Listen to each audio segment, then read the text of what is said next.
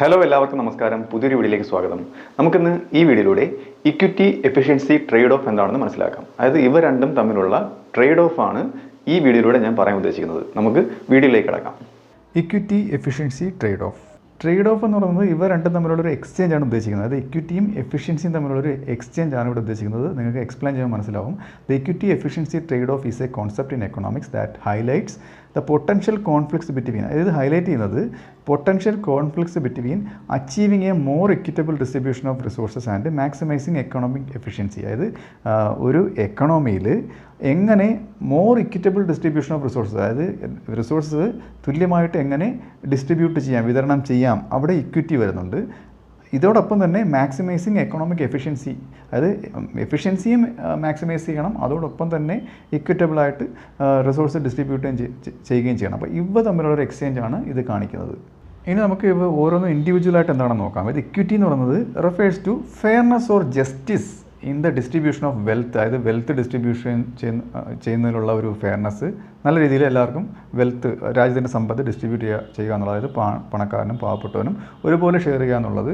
പിന്നെ income share ചെയ്യുക എന്നുള്ളത്, അതായത് ഒരാളുടെ വരുമാനം മറ്റൊരാൾക്ക് ഷെയർ ചെയ്യുക എന്നുള്ളതല്ല, ഒരു ദേശീയ വരുമാനം ഷെയർ ചെയ്യുന്നതാണ് ഇവിടെ ഉദ്ദേശിച്ചത് കേട്ടോ. And opportunities among individuals in A society, അതായത് ഒരു സമൂഹത്തിലുള്ള അവസരങ്ങൾ, അതായത് ഉദാഹരണം പറയുകയാണെങ്കിൽ തൊഴിലവസരങ്ങൾ എല്ലാ ആൾക്കാർക്കും ഒരുപോലെ വിധിച്ചു കൊടുക്കുക. ഓക്കെ, എല്ലാവർക്കും ഒരുപോലെ അവസരങ്ങൾ ഒരുക്കുക, അതാണ് ഇക്വിറ്റി കൊണ്ട് ഉദ്ദേശിക്കുന്നത്. പിന്നെ policies that promote equity aim to reduce disparities, അതായത് ഓരോ പോളിസി നടപ്പിലാക്കുമ്പോഴത്തേക്ക് ആ ഒരു അന്തരം കുറയ്ക്കുന്ന, പണക്കാരൻ പാവപ്പെട്ട എന്നുള്ള അന്തരം കുറയ്ക്കുന്ന പോളിസി കൊണ്ടുവരിക. And ensure ഫെയറർ allocation of resources നല്ല രീതിയിൽ അലോക്കേറ്റ് ചെയ്യുക, അതാണ് ഇക്വിറ്റി കൊണ്ട് ഉദ്ദേശിക്കുന്നത്. എഫിഷ്യൻസി കൊണ്ട് ഉദ്ദേശിക്കുന്നതായിരിക്കും it refers to the optimal use of resources to the maximum productivity and economic output, അതായത് എക്കണോമിയിലെ റിസോഴ്സ് എല്ലാം പരമാവധി പ്രൊഡക്റ്റീവായിട്ട് അല്ലെങ്കിൽ എഫിഷ്യൻ്റായിട്ട്, അല്ലെന്നുണ്ടെങ്കിൽ വേസ്റ്റേജ് ഇല്ലാതെ പരമാവധി നല്ല രീതിയിൽ ഉപയോഗിക്കുക എന്നുള്ളതാണ്. അപ്പം and efficient economy allocates resources in a way that, അതായത് നല്ല രീതിയിൽ എഫിഷ്യൻ്റായിട്ട് അലോക്കേറ്റ് ചെയ്യുന്ന ഒരു എക്കണോമി എങ്ങനെയാണ് ചെയ്യുന്നത്, maximises total social welfare maximise ചെയ്യുകയാണ് ഇങ്ങനെ ഒരു എക്കണോമി ചെയ്യുന്നത്. ഓഫൺ മെഷേർഡ് ബൈ, അതെങ്ങനെയാണ് മെഷർ ചെയ്യുന്നത്, അഗ്രിഗേറ്റ് ഇൻകം അല്ലെങ്കിൽ അഗ്രിഗേറ്റ് ഔട്ട്പുട്ട് മെഷർ ചെയ്തിട്ടാണ് ഈ ഒരു സോഷ്യൽ വെൽഫെയർ മാക്സിമൈസ് ചെയ്തോ ഇല്ലയെന്ന് അറിയുന്നത്. ഇനി നമുക്കിതിൻ്റെ ട്രേഡ് ഓഫിൻ്റെ വശത്തിലേക്ക് വരാം. ട്രേഡ് ഓഫ് നോക്കാം. അതായത് റീഡിസ്ട്രിബ്യൂഷൻ പോളിസീസ്, അത് എന്തെന്ന് വെച്ചാൽ ആ പേര് പോലെ തന്നെ റീഡിസ്ട്രിബ്യൂട്ട് ചെയ്യുക, പുനർവിതരണം ചെയ്യുക. എങ്ങനെയാണ് these measures such as progressive taxation, അത് കൂടുതൽ ടാക്സ് കളക്ട് ചെയ്ത് റീഡിസ്ട്രിബ്യൂട്ട് ചെയ്യുക എന്ന് വെച്ചാൽ പണക്കാരൻ്റെ കയ്യിൽ നിന്ന് കാശ് പിരിച്ചെടുത്ത് പാവപ്പെട്ടവന് കൊടുക്കുക. അതൊരു ചെറിയൊരു മനസ്സിലാകാൻ വേണ്ടി പറഞ്ഞതാണ് കേട്ടോ. അപ്പോൾ ഇത് മനസ്സിൽ വെച്ച് കഴിഞ്ഞാൽ പ്രോഗ്രസീവ് ടാക്സേഷൻ, അതായത് കൂടുതൽ ടാക്സ് റേറ്റ് കൂട്ടിയിട്ട് ടാക്സ് കൂടുതൽ കളക്ട് ചെയ്യുന്നു. എന്നിട്ട് സോഷ്യൽ വെൽഫെയർ പ്രോഗ്രാംസ് കണ്ടക്ട് ചെയ്യുന്നു, സാമൂഹിക ക്ഷേമ പദ്ധതികൾ. ആൻഡ് മിനിമം വേജ്, അതായത് പിന്നെ തൊഴിലാളികൾക്ക് മിനിമം ഇത്ര വേജ് കൊടുത്തിരിക്കണം എന്നുള്ള ലോസ് കൊണ്ടുവരുന്നു. അപ്പോൾ അവരുടെ കയ്യിൽ കളക്ട് ചെയ്ത ടാക്സ് ഇങ്ങനെ എത്തിക്കാൻ പറ്റുമല്ലോ. പിന്നെ ഡിസൈൻഡ് ടു റീഡിസ്ട്രിബ്യൂട്ട്, ഇതൊക്കെയാണ് ഇൻകം റീഡിസ്ട്രിബ്യൂട്ട് ചെയ്യാൻ വേണ്ടിയിട്ടുള്ള methods. Okay, from the wealthy to the less affluent, അതായത് പണക്കാരിൽ നിന്ന് പാവപ്പെട്ടവനിലേക്ക്. അപ്പോൾ these policies aim to reduce inequality and promote equity. ഇത് എന്ത് പ്രൊമോട്ട് ചെയ്യും, ഇൻഇക്വാളിറ്റി കുറയ്ക്കുകയും ഇക്വിറ്റി പ്രൊമോട്ട് ചെയ്യുകയും ചെയ്യുന്നുണ്ട് കേട്ടോ.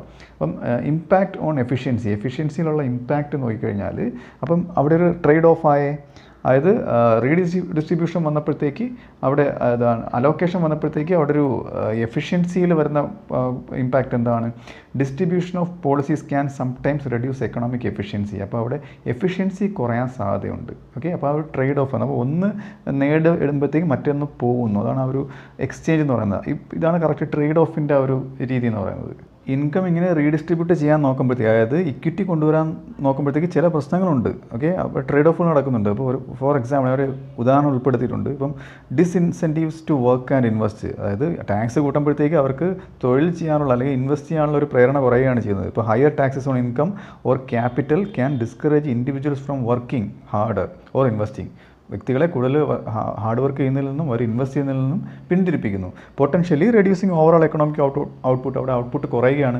ഇക്വിറ്റി വന്നപ്പോഴത്തേക്ക് ഇവിടെ എഫിഷ്യൻസി കുറഞ്ഞുണ്ടോ, അതാണ് ട്രേഡ് ഓഫ്. ഇനി അടുത്ത അഡ്മിനിസ്ട്രേറ്റീവ് കോസ്റ്റ് ഉണ്ട്. അത് implementing and managing redistribution programmes ഇല്ലേ, ടാക്സ് കളക്ട് ചെയ്യുന്നത്, ഓരോരോ പ്രോഗ്രാമുകളൊക്കെ പറഞ്ഞല്ലോ. ഇപ്പം അത് can involve significant administrative expenses, അതായത് അത് നടപ്പിലാക്കുന്ന ഉദ്യോഗസ്ഥർക്ക് എക്സ്പെൻസ് കൊടുക്കണ്ടേ, അപ്പോൾ അതിന് ഇൻകം കണ്ടെത്തണ്ടേ. അപ്പോൾ അവിടെ പ്രശ്നമുണ്ട്. അപ്പം diverting resources from productive users. Okay, അപ്പോൾ പ്രൊഡക്റ്റീവായിട്ടുള്ള റിസോഴ്സിലേക്ക് പ്രൊഡക്റ്റീവായിട്ടുള്ള കാര്യങ്ങളിലേക്ക് റിസോഴ്സ് യൂസ് ചെയ്യുന്നതിന് പകരം ഇങ്ങനെയുള്ള അഡ്മിനിസ്ട്രേറ്റീവ് കോസ്റ്റായിട്ട് പണം പോവുകയാണ് ചെയ്യുന്നത്. ഓക്കെ, അപ്പോൾ അവിടെ ഒരു എഫിഷ്യൻറ്റ് അലോക്കേഷൻ നടക്കുന്നില്ല. അടുത്ത മാർക്കറ്റ് ഡിസ്റ്റോർഷൻസ് നോക്കാം. അതായത് റെഗുലേഷൻസിലേക്ക് മിനിമം വേജ് ലോസ് കൊണ്ടുവരത്തില്ലേ, അപ്പോൾ ചില പ്രശ്നങ്ങൾ ഇവിടെ ഉണ്ട്. Can lead to intended consequences. നമ്മൾ പ്രതീക്ഷിക്കാത്ത ചില കോൺസിക്വൻസസ് ഒക്കെ ഉണ്ടാകുന്നുണ്ട്. അതായത് such as higher unemployment if employers cannot afford. അതായത് ഈ മിനിമം വേജ് എന്ന് പറയുന്നത് എംപ്ലോയർക്ക്, തൊഴിൽ കൊടുക്കുന്ന മുതലാളിമാർക്ക് ഇവർക്ക് ഇത്ര വേതനം കൊടുക്കണം, എന്നാലേ ഇവരെ തൊഴിലെടുക്കാൻ പറ്റത്തുള്ളൂ. അപ്പോൾ ഇവർ എന്ത് ചെയ്യാം, അവർക്ക് അത് അത്രയും അഫോർഡ് ചെയ്യാൻ പറ്റത്തില്ല, അത്രയും പൈസ അവർക്ക് കൊടുക്കാൻ ഉണ്ടാവില്ല, മുതലാളിമാർക്ക് കൊടുക്കാൻ ഉണ്ടാവില്ല തൊഴിലാളികൾക്ക്. Okay, cannot afford to hire as many workers at the mandated wage level. അവർക്ക് ഇത്രയും, അതായത് നിർബന്ധമായിട്ടും കൊടുക്കേണ്ട ആ വേജ് ലെവലിൽ ഇവർക്ക് തൊഴിലാളികളെ അഫോർഡ് ചെയ്യാൻ പറ്റത്തില്ല എന്നർത്ഥം. അടുത്ത ബാലൻസിങ് ആക്ട് എന്താണെന്ന് നോക്കാം. അതായത് policy makers often face the challenge of balancing equity and efficiency. അതായത് ഇക്വിറ്റിയും എഫിഷ്യൻസിയും ബാലൻസ് ചെയ്ത് കൊണ്ടുപോകുന്നതിൽ ഏറ്റവും കൂടുതൽ ചലഞ്ചസ് നേരിടുന്നത് പോളിസി മേക്കേഴ്സാണ്, പോളിസി എടുക്കുന്നവർ. ഓക്കെ, അപ്പം the goal is to design policies that mitigate inequality. അതായത് ഇവരെടുക്കേണ്ട പോളിസി എങ്ങനെയുള്ളതായിരിക്കണം, അവർ ലക്ഷ്യം വെച്ചെടുക്കുന്ന പോളിസി ഇൻഇക്വാലിറ്റി കുറയ്ക്കുകയും ചെയ്യണം, എന്നാൽ എഫിഷ്യൻസി ഒട്ടും കുറയാൻ പാടില്ല. ഓക്കെ, അതാണ് ഇവരുടെ ഏറ്റവും വലിയ ചലഞ്ച് എന്ന് പറയുന്നത്. The goal is to design policies that mitigate inequality without imposing excessive cost on economic efficiency. ഇനി നമുക്ക് ഇക്വിറ്റി എഫിഷ്യൻസി ട്രേഡ് ഓഫ് കാണിക്കുന്ന ഡയഗ്രം നോക്കാം. അതിൽ സെൻറ്റൻസ് ആയിട്ട് കൊടുത്തിരിക്കുന്നത് when a government attempts to achieve a more equitable income distribution by redistributing market income. അതായത് market income redistribute ചെയ്തുകൊണ്ട് ഇവർ കൂടുതൽ ഇക്വിറ്റബിൾ ആയിട്ടുള്ള ഇൻകം അച്ചീവ് ചെയ്യാൻ നോക്കുമ്പോഴത്തേക്ക്, ഗവൺമെൻറ് ഇങ്ങനെ ട്രൈ ചെയ്യുമ്പോഴത്തേക്ക് it may cos losses in efficiency. അത് എഫിഷ്യൻസി കുറയാൻ കാരണമാകുന്നുണ്ട് in the operation of the market. Okay, this is an opportunity cost which should be considered. അതായത് ഇത് ഓപ്പർച്യൂണിറ്റി കോസ്റ്റാണ്, ഒന്ന് എടുക്കുമ്പോഴത്തേക്കും മറ്റേത് പോകുന്നു. ഓക്കെ, അത് കാണുന്ന ഡയഗ്രമാണ് കൊടുത്തിരിക്കുന്നത്. അതായത് വൈ ആക്സിൽ എഫിഷ്യൻസിയും എക്സ് ആക്സിൽ ഇക്വിറ്റിയാണ് ഇവിടെ കൊടുത്തിരിക്കുന്നത്. ഇതിൽ നമുക്ക് കാണാം, അപ്പം എയിൽ നിന്ന് ബിയിലേക്കൂടെ ഒരു മൂവ്മെൻറ്റ് കാണാം. അതായത് എഫിഷ്യൻസി എ എന്ന പോയിന്റിൽ എഫിഷ്യൻസി വളരെ കൂടുതലായിട്ട് നിൽക്കുന്നതായിട്ട് നമുക്ക് കാണാം. അതായത് വൈ ആക്സിൽ എഫിഷ്യൻസി ആണല്ലോ കൊടുത്തേക്കുന്നത്. എന്നാൽ അത് ബി എന്ന പോയിന്റിലേക്ക് മൂവ് ചെയ്യുമ്പോഴത്തേക്ക് ഇവിടെ ഇക്വിറ്റി കൂടുന്നുണ്ട്, പക്ഷേ അവിടെ എഫിഷ്യൻസി കുറയുകയാണ് ചെയ്യുന്നത്. ആ കർവിൻ്റെ ഒരു സ്വഭാവം വെച്ച് നോക്കുകയാണെന്നുണ്ടെങ്കിൽ. ഓക്കെ, അപ്പോൾ ഇതാണ് അതിലൊരു ട്രേഡ് ഓഫ് കാണിക്കുന്ന ഡയഗ്രാം. അപ്പോൾ ഈ പ്രശ്നങ്ങളൊക്കെ പരിഹരിക്കുന്നത്, അതായത് ട്രേഡ് ഓഫ് എന്ന ആ ഒരു പ്രതിഭാസം പരിഹരിക്കുന്നതിന് ചില നടപടികളൊക്കെ ചെയ്യാവുന്നതാണ്. അപ്പോൾ ഒന്നാമത്തത് ഓപ്റ്റിമൽ ടാക്സേഷൻ. അതായത് economics study ways to design tax. അതായത് എക്കണോമിക്സുകൾ ഇങ്ങനെ ഒരു ടാക്സേഷൻ നടത്തുന്നതിന് വേണ്ടി അതൊരു സ്റ്റഡി ചെയ്യണം. എങ്ങനത്തെ system that achieve redistribution of goals while minimising the negative impacts on incentives to work and invest. ഞാൻ നേരത്തെ പറഞ്ഞല്ലോ, ഇങ്ങനെ ടാക്സ് കൂടുമ്പോഴത്തേക്ക് അവർക്ക് ഇൻവെസ്റ്റും ചെയ്യാനും വർക്ക് ചെയ്യാനുള്ള ആ ഒരു പ്രോത്സാഹനം കുറയുകയാണ് ചെയ്യുന്നത്. അപ്പോൾ അങ്ങനെ ഉണ്ടാവാതിരിക്കാനുള്ള രീതിയിലുള്ള ടാക്സ് ഇമ്പോസ് ചെയ്യുന്നതിന് വേണ്ടിയിട്ട് എക്കണോമിക്സ് സ്റ്റഡി ചെയ്ത് ഒരു ടാക്സ് റേറ്റ് കൊണ്ടുവരണമെന്നാണ് പറയുന്നത്. അടുത്തത് മറ്റൊരു ലക്ഷ്യം എന്ന് പറയുന്നത് ടാർഗറ്റഡ് വെൽഫെയർ പ്രോഗ്രാംസ്. അതായത് പ്രോഗ്രാംസ് എയിംഡ് അറ്റ് സ്പെസിഫിക് ഗ്രൂപ്പിന് മാത്രം. ഉദാഹരണത്തിന് ലോ ഇൻകം ഫാമിലീസിന് മാത്രം സ്പെസിഫൈ ചെയ്യുക, അവർക്ക് ഡിസ്ട്രിബ്യൂഷൻ കൊടുക്കാവുന്നതാണ്. പിന്നെ ദ അൺഎംപ്ലോയിഡ്, തൊഴിലില്ലാത്തവർ, ഇവരെയൊക്കെ ടാർഗറ്റ് ചെയ്തിട്ട് പ്രോഗ്രാം കണ്ടക്ട് ചെയ്യുക. Can be more effective and less costly than broad based redistribution policy. അത് ബ്രോഡായിട്ടുള്ള റീഡിസ്ട്രിബ്യൂഷൻ പോളിസിയെക്കാളും ഇങ്ങനെയുള്ള ഫോക്കസ് ചെയ്ത് ഗ്രൂപ്പ് ഓഫ് ആൾക്കാരെ ഫിൽട്ടർ ചെയ്തെടുത്ത് കഴിഞ്ഞാൽ അത് കുറച്ചുകൂടി എഫക്റ്റീവ് ആയിരിക്കും എന്നാണ് പറയുന്നത്. ഓക്കെ, കുറച്ചുകൂടി എഫിഷ്യൻ്റ്, അതായത് ഇവിടെ റീഡിസ്ട്രിബ്യൂഷൻ കറക്റ്റായിട്ട് നടക്കുകയും എഫിഷ്യൻസിയും ഇവിടെ ഉണ്ടാവുകയും ചെയ്യുമെന്നാണ് പറയുന്നത്.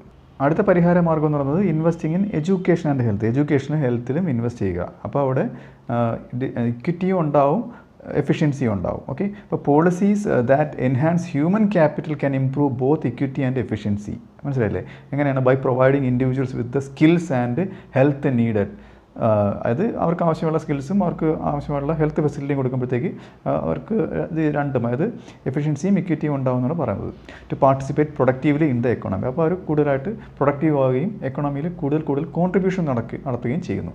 In summary, the equity efficiency trade-off underscores the need for careful policy design. അതായത് ഇത് പ്രധാനമായിട്ടും എടുത്തു കാട്ടുന്നത് നമുക്ക് കെയർഫുൾ ആയിട്ടുള്ള വളരെ ശ്രദ്ധയോട് കൂടിയുള്ള പോളിസി ഡിസൈനാണ്. എന്നാലേ എക്വിറ്റി എഫിഷ്യൻസി അച്ചീവ് ചെയ്യാൻ പറ്റത്തുള്ളൂ. ഇതിനാണ് to achieve balance between fairness in resources distribution and maintaining economic productivity. അതായത് എക്കണോമിക് പ്രൊഡക്ടിവിറ്റിയും ബാലൻസ് ചെയ്യണം, റിസോഴ്സ് ഡിസ്ട്രിബ്യൂഷനും ബാലൻസ് ചെയ്യണം. അപ്പോൾ ഇങ്ങനെയുള്ള കെയർഫുൾ ആയിട്ടുള്ള പോളിസീസിലേക്കാണ് ഇത് അണ്ടർസ്കോർ ചെയ്യുന്നത്. അത് ഇങ്ങനെയുള്ള പോളിസിയാണ് ഇതിനൊരു പരിഹാരമായിട്ട് ആവശ്യം.